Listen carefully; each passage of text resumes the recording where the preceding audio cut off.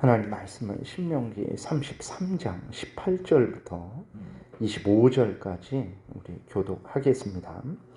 스불론에 대하여는 일렀으되 스불론이여 너는 밖으로 나감을 기뻐하라. 이사가리여 너는 장막에 있음을 즐거워하라.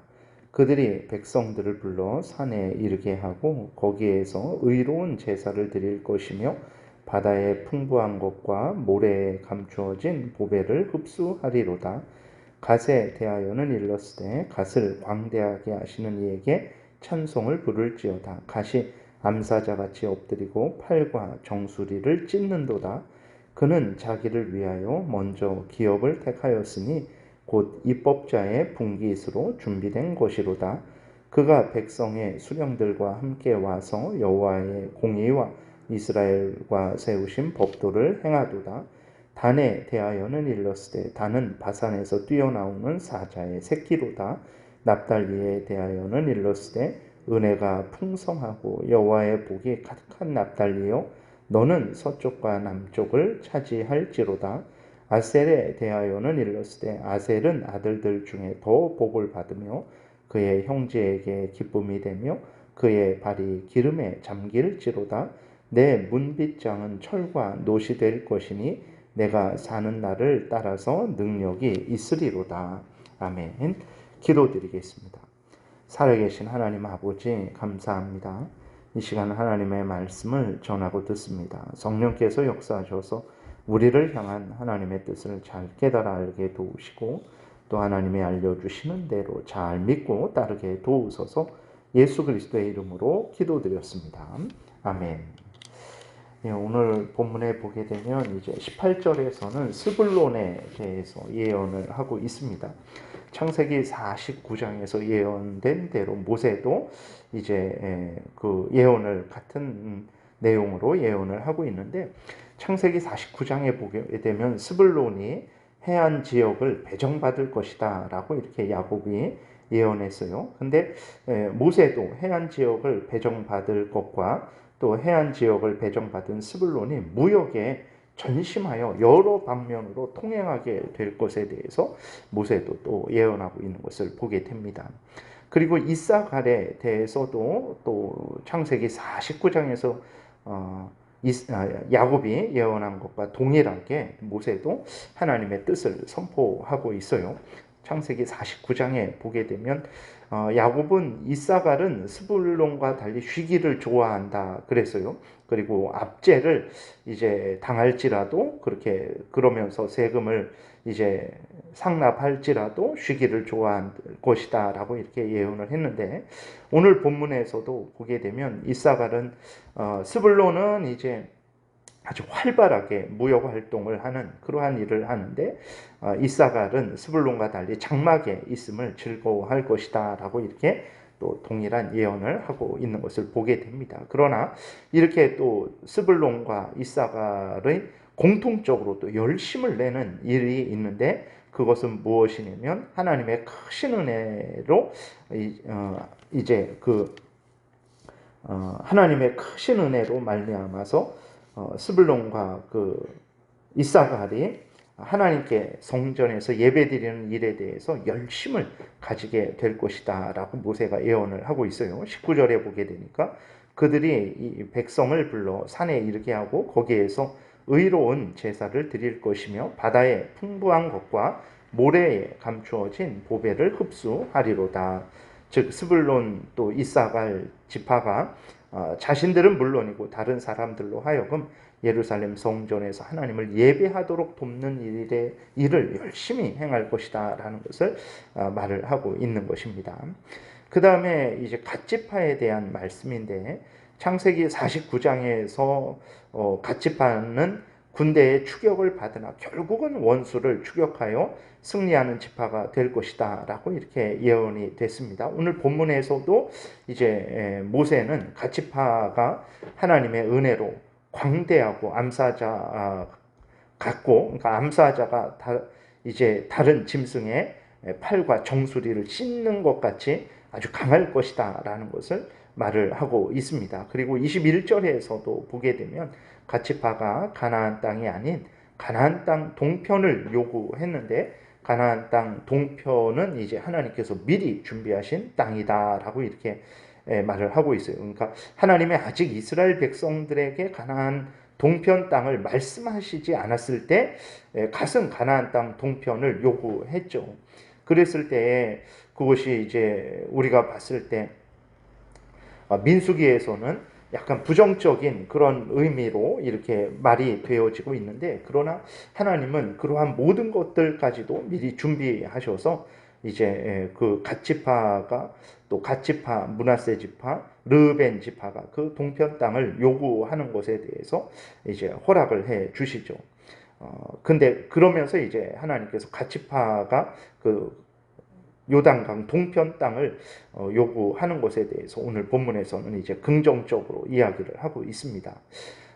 그리고 또 이제 갓지파는 다른 지파가 가나안 땅을 얻을 때까지 요단을 건너가서 가나안 정복 전쟁에 참여할 것과 하나님의 법을 온전히 따를 것에 대해서 이제 말을 하고 있습니다. 22절에는 이제 단 지파에 대해서 말을 하고 있습니다. 단은 바산에서 뛰어나오는 사자의 새끼로다라고 이렇게 기록이 되어 있는데, 창세기 49장에서 야곱은 단은 이제 그 말굽을 물어 그 탐자를 뒤로 떨어지게 하는 뱀에 비유를 했습니다. 단은 원수들과 싸울 때 교묘하게 싸워서 승리하게 된다라는 것을 말을 하는 것인데, 모세도 단지파의 용맹에 대해서 말을 하고 있는데 창세기 49장보다는 이제 아주 긍정적으로 그렇게 말을 하고 있습니다. 그리고 납달리는 이제 그 노인 암사슴이라 아름다운 소리를 바란다라고 창세기 49장에서 그렇게 기록이 되어 있는데, 모세도 야곱이 예언한 대로 납달리가 하나님의 풍성한 은혜를 받을 것임을 말을 하고 있어요. 23절에 보게 되니까 납달리에 대하여는 일러스되 은혜가 풍성하고 여호와의 복이 가득한 납달리여 너는 서쪽과 남쪽을 차지할지로다 라고 이렇게 기록이 되어 있습니다. 사실 또 49장에서 야곱은 아셀이 왕의 진수를 담당할 만큼 좋은 곡식을 얻을 것에 대해서 말을 하고 있습니다.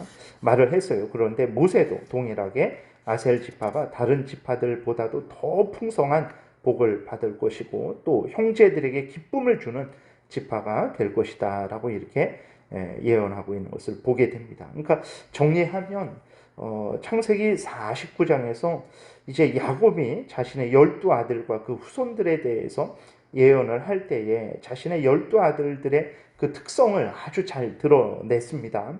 그런데 야곱은 이제 12아들들의 잘못된 특성을 고쳐줄 수 없었고 복되게 할 수 없었죠.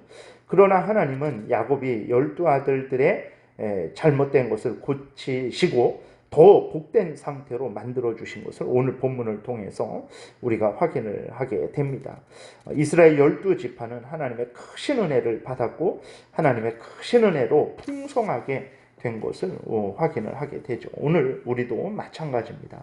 하나님의 은혜로 이렇게 풍성한 존재들이 된 것이고 하나님의 은혜로 하나님을 닮은 자로 이렇게 거듭난 것이고 하나님의 은혜로 말미암아서 우리의 더럽고 추한 것들이 용서받아서 정결하게 된 것이다라는 것을 우리가 늘 잊지 말아야 됩니다. 하나님은 예수 그리스도의 피로 죄인들을 정결케 하시고 복되게 하시는 분이십니다. 그러므로 우리가 정말 하나님을 더 열심히 사랑하고 더 가까이 해야 되는 것입니다. 하나님을 가까이 할수록 우리는 크신 은혜 가운데 거하게 되는 거죠. 죄를 용서받을 것이고 악한 것은 이제 하나님의 은혜로 말미암아 선한 것으로 변화될 것이고 부족한 것은 하나님의 은혜로 말미암아서 또 풍성하게 될 것입니다. 또 죽은 자들이 영생을 얻게 될 것이죠. 그래서 우리가 다시 한번 하나님께서 이스라엘 백성들에게 얼마나 큰 은혜를 내려주셨는지를 오늘 본문을 통해서 이제 확인을 해야 되는 거죠. 자세한 그러한 내용에 대해서는 이후로 기록되어 있지는 않습니다. 그러니까 이제 하나님께서 구체적으로 구원의 역사를 이루어 가시는 그 중심으로 기록을 하시지만, 그러나 우리가 그 이후에 어느 지파에 대해서 어떤 다른 지파들에 대해서는 거의 나오지도 않지만, 그래서 그 지파들이 참 소홀히 여김을 당하고 하찮게 여김을 당하고 하나님의 은혜를 받지 않은 것 같이 여길 수 있지만, 그러나 오늘 본문을 통해서 봤을 때 절대 그렇지 않다라는 것.